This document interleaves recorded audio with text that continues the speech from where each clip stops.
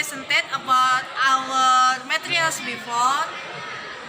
Then, before we explain, let me introduce ourselves. My name is Valerine Qory Mustofa. And my name is Latifah Listiawati. I'm Ria Dhaturahimah. My name is Yuvirawan. And I'm Aulia Pretyna Ramadanti. So, alright, now let's hear our explanations about the materials. Happy watching! Assalamualaikum warahmatullahi wabarakatuh. Waalaikumsalam. Now our group will explain about the next chapter, which entitled Acquiring Knowledge for Second Language Use. The first material, the competence and use, will be explained by Ria.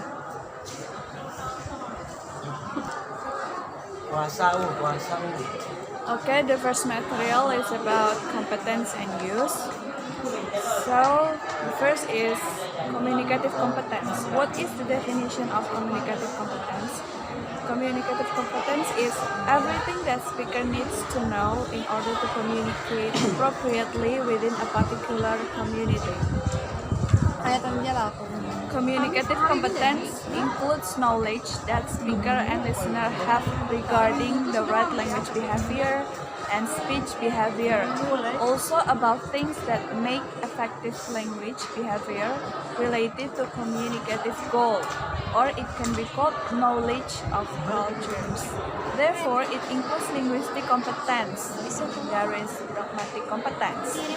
So, what is linguistic competence and pragmatic competence? Linguistic competence is the knowledge of the language code. For example, its grammar and vocabulary, and also of the convention of its written representation. And second is pragmatic competence. Pragmatic competence can be defined as what people must know in order to interpret and convey meaning within communicative situation. Okay. So more clearly, communicative competence involves knowledge not only about the language code, but also about something what is said, to whom we want to say, and how to express it correctly in certain situation. And then communicative competence concerns the social and cultural knowledge that speakers have to help them use and interpret linguistic forms. And then the relationship of knowledge among domains of context, content, cultures, language forms, and language use is dynamic, interactive, and constitutive. It means that the relationships of this knowledge continuously changing and developing.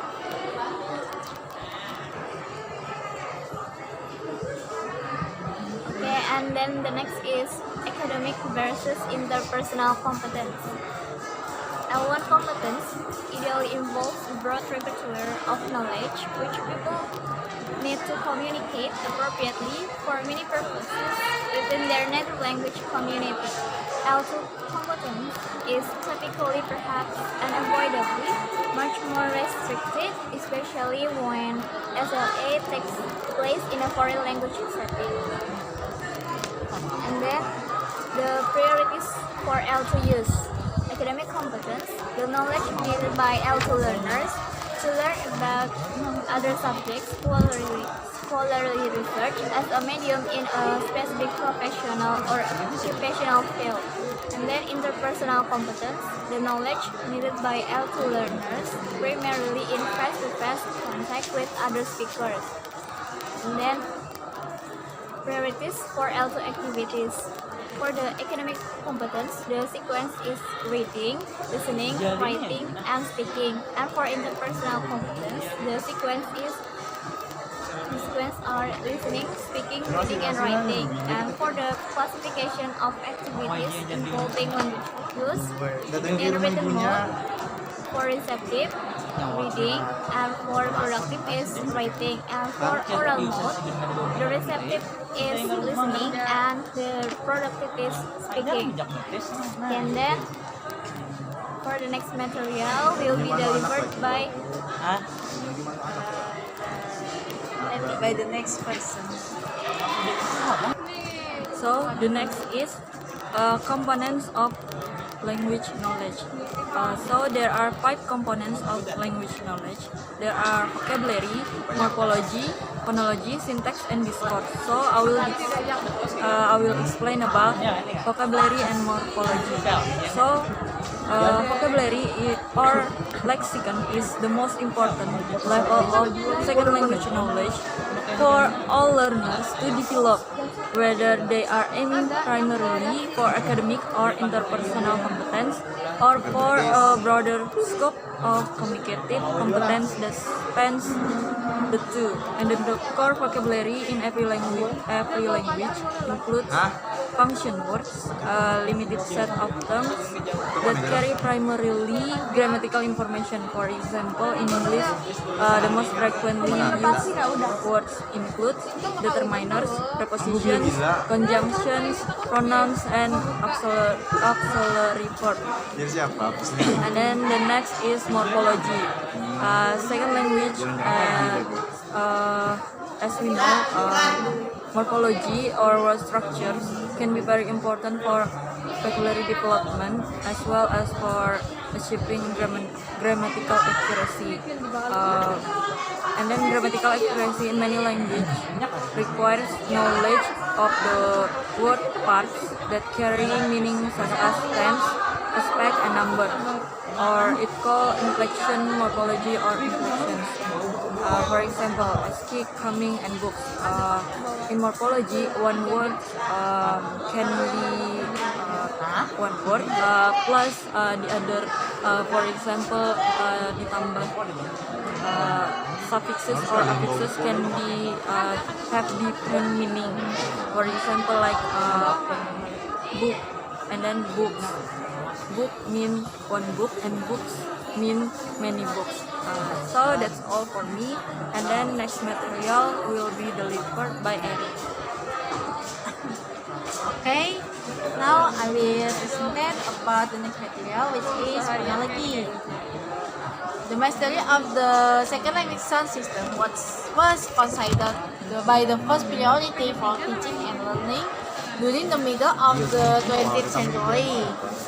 This level of language received much less attention during the second half of the century as major interest in linguistic theory shifted from phonology to syntax, and with general acceptance of the critical period hypothesis, which claims that learners past the age of puberty are in all probability unable to achieve native-like pronunciation in any case, no matter how much effort is spent on the learning task.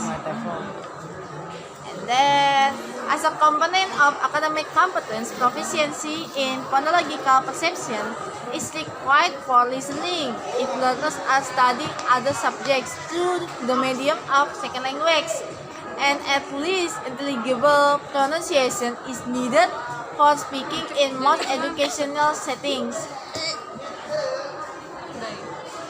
Transfer from first language to second language phonology occurs in both perception and production, and is thus affected in both listening and speaking. Trubett's Qory characterized perception of second language speech sounds as being filtered through the phonological system of first language, which acts like a sieve. Particularly at early stage of acquisition, second language learners are likely to perceive second language pronunciation in terms of the first language phonemic categories which have already been established. Alright, the next material is about syntax. Depending on the theoretical linguistic perspective one takes, acquiring the syntax of another language may be seen as an issue of internalizing new construction patterns, generative rules, different parameters, for innate principles, or collocational probabilities and constraints. Whatever the analysis, the process begins with recognizing the sentence are more than just combinations of words, and that every language has specific limits and requirements on the possible orders and arrangements of elements.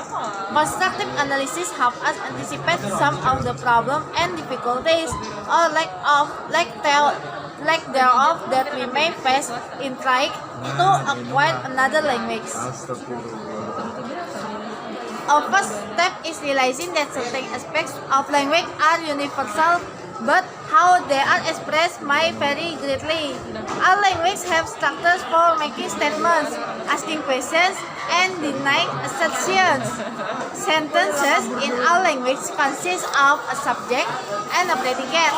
A predicate consists of verb, or a verb and one or two objects, plus other possible phrases expressing such things as time, place, frequency, manner, goal, source, or purpose.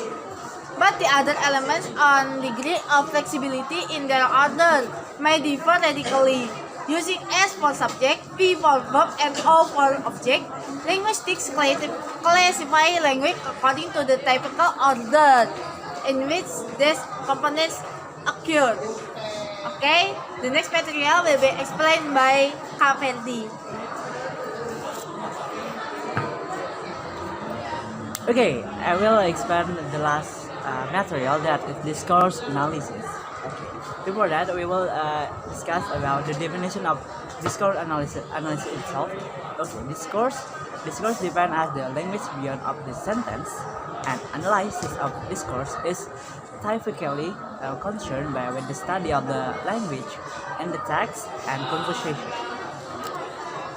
Okay. Next, interpreting discourse analysis. Okay, the discourse usually defined as language beyond of the sentence, and the analysis of the discourse is typically concerned with the study of language, the text, and conversation. Interpreting discourse is a way to make sense of the language that has ungrammatical rules. First, it's defined three, that is coherence, cohesion, and speech events. First is question.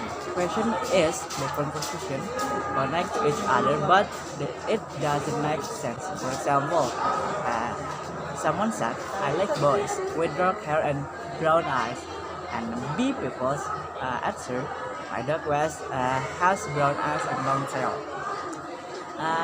It can be A and B connect in words but brown eyes, but it doesn't make a sense. Okay, next is coherence. Coherence means the conversation don't connect to each other, but it makes sense. For example, someone said, "That's the telephone," and someone said again, "I'm in the bed." Okay. A and B have the connection, but not connection. But A understood that B cannot answer the telephone because B is still in the bed. Okay, the last is speech events. Speech events are all social activities which language has important role. Okay, I think that's all for me. Any question? Right, I think that's all from our group. Thank you for watching this video. Assalamualaikum warahmatullahi wabarakatuh.